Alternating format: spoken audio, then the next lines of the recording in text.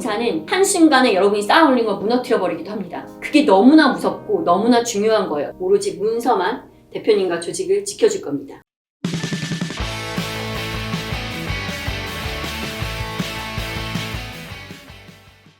지금 시대는 개인정보 보호, 그 다음 구성원의 정보를 잘 보유하고 있는 것을 법적으로 요구하고 있습니다.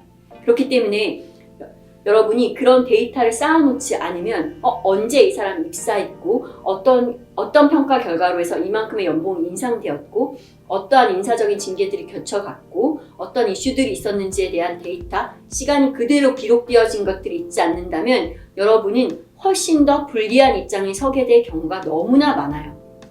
실제로 정말 많은 케이스 경험을 했습니다. 제가 토스, 와디즈, APR, 한국신용데이터, 캐논 같은 회사에서도 그럼 지금 내놓으라는 그 회사지만 다들 여러분 문제는 저는 성장 과정에 당연히 발생된 이슈라고 생각하고요. 물론 여러분이 안 지킬 의도가 있었던 게 아니죠. 몰랐을 뿐입니다. 그리고 사회적 잣대가 30에서 50이 넘어가고 100이 넘어가면 갑자기 급격히 높아져요. 그래서 사람 뽑으실 때도요. 인사 담당자 뽑으실 때도 30에서 50 조직에만 있었던 사람 100이 넘어가는 조직에서의 어떠한 것들이 사회적 기준으로 요구되어진지 모르는 경우 너무나 많습니다.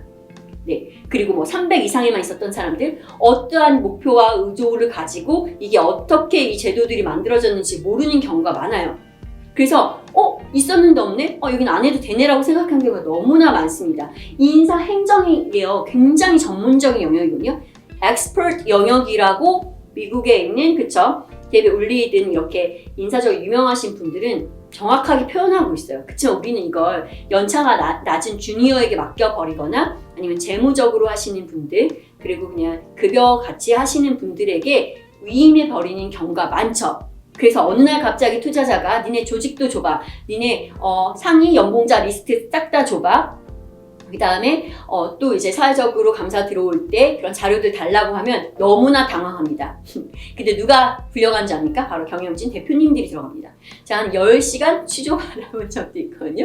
이틀에 걸쳐서 정말 너무나 죄인이 되는 마음으로 근데 진짜 제가 너무 몰라서 그랬다고. 그러니까 솔직히 말하면 전 입사한 지 얼마 안 됐고 제가 한 게 아닌 경우도 있었어요. 그러면 저도 그 경험을 통해서 너무나 알게 된 거죠.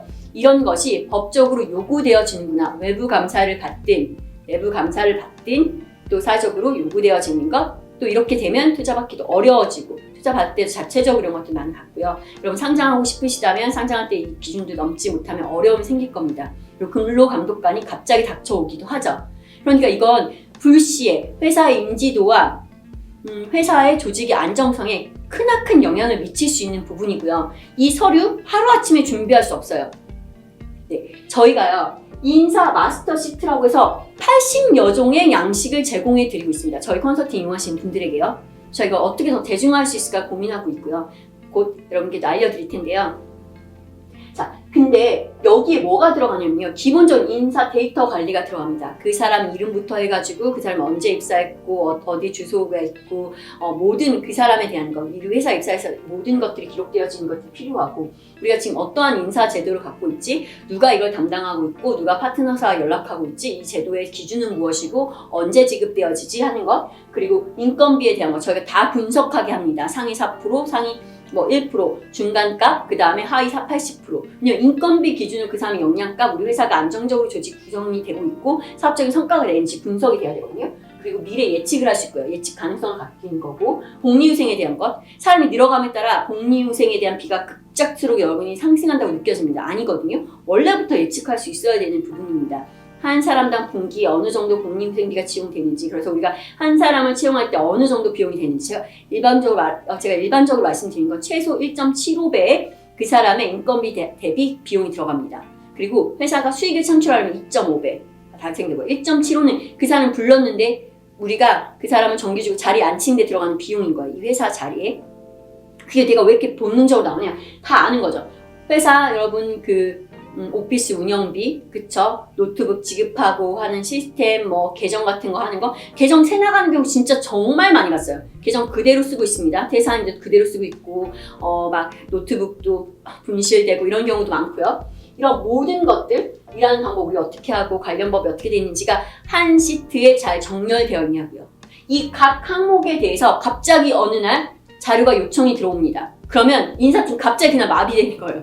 그리고 솔직히 말하면 회사가 성장함에 따라서 인사팀 규모를 늘리잖아요. 그리고 많이 소위 말하는 물갈이가 막 된다고 하죠. 왜냐면 이것도 어쩔 수 없는 게 작은 조직을 경험해봤던 인사 담당자의 전문성과 30, 50, 그다음 100 넘어가면 여러분이 막 이 사람들이 어떤 인사적인 전문직이 있는지 알고 뽑는 경우가 보통 많이 없잖아요. 그렇다 보니까 감당을 못해요. 그러니까 일정 수준이 넘어가면 일정 성장을 하게 되면 그 미래에 가본 사람들, 이걸 잘할 전문가들을 많이 영입하게 되고 그러니까 소위 말하는 물갈이가 일어나는데 근데 데이터가 없어요. 기존 자료가 아무것도 없는 겁니다. 연차 촉진제 하는데 옛날에 연차 어떻게 줬는지에 데이터가 하나도 없어요. 다 문제가 생기거든요. 인사는 눈에 보이게 여러분이 급작스럽게 엄청난 돈을 벌어들이지 않는다고 느껴질 수 있겠지만 한순간에 여러분이 쌓아올린 걸 무너뜨려 버리기도 합니다. 그게 너무나 무섭고 너무나 중요한 거예요. 그러니까 쌓아온 게 있는 회사가 겁이 나겠죠. 쌓은 게 없을 때 그렇게 가혹하게 인사가 들어오지 않거든요. 그런 사회적인 그런 시선들이. 그러니까 여러분 다 잘 나가실 거고 너무나 더 잘 될 거잖아요. 그러니까 이걸 미리 준비하시길 바랍니다. 그래서 인사 마스터 시트 안에 이런 내용들이 잘 구비되어야 되고 인사 업무 매뉴얼도 있어야 됩니다. 어떻게 일을 하는 것인지에 대한 것. 그리고 인사 업무 매뉴얼 안에 보면 현황파악, 에즈이즈에서 어떻게 롤이 구성되어 있는지 그리고 급여 타임라인 어떻게 되는지 필수 확인 사항들, 근로계약서, 근태, 급여 구성이 어떻게 되는지, 사대보험 어떻게 되는지, 연말정산이 되는지 그 모든 데이터가 쌓여 있어야 됩니다.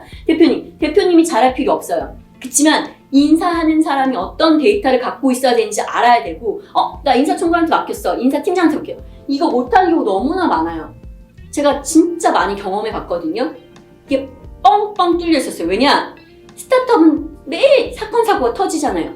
그러니까 정신없이 지금 대표가 중요하다고 생각하는 거, 조직이 중요하다고 생각하는 것만 꽂히다 보니까 그것만 집중하다 보니까 여기에 대해서 신경을 안 쓴 거예요. 솔직히 그리고 말씀드리고 모르는 경우도 많습니다. 그도 몰라요. 여러분 대기업 있어봤다 이거 알겠어요? 아니에요. 대기업은 업무가 분업화되어 있습니다. 이걸 경험해보지 못한 경우가 많고 그냥 이미 시스템 안에 녹여져 있어서 이걸 어떻게 그러니까 대기업에 온 사람들이 보통 우리 그런 시스템 도입하라고 하는 거예요. 우리는 워크데이가 없고 우리는 셉이 없고 우리는 오라클이 없고 우리는 하이버전 쓰지 않아서 우리 회사 문제예요라고 말하는 거예요. 근데 명확하게 제가 말씀드린 건 그 버전을 쓰고 싶으시면 기존 데이터가 잘 관리되어 있어야 됩니다. 입력할 값이 있어야 되잖아요.